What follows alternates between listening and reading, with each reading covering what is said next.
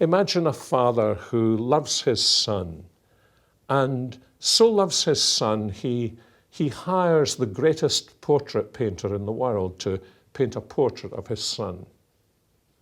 And suddenly one night he hears a sound in the house, the alarm bells are ringing, he puts on the lights, and he sees a man running out of his house with the great portrait under his arm.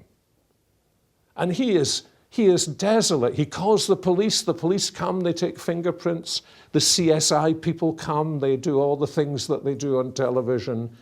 And then 3 weeks later, a policeman turns up at his house with a great smile on his face and says, "Sir, we have caught the thief."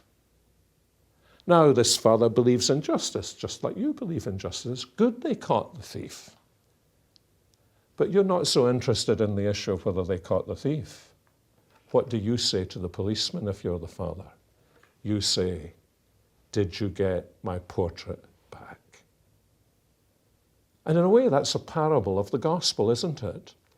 God, of course, is wholly committed to justice, to judging sin, to overcoming the serpent, Satan, who has been engaged in the theft of God's image. That he just did not have a portrait painted. He himself created a living portrait. And perhaps we can think about this, that the whole story of the Bible is the way in which God gives expression to the fact that he wants his portrait back. He wants the portrait of his son that he painted, the living portraits of his son that he painted. He wants that portrait back. And the whole story of the Bible is how he prepared the way for that to happen and how it did happen. How did it happen? You know the story well. But the story has tremendous significance in this context, isn't it? That the way in which he restored the portrait was by sending the original.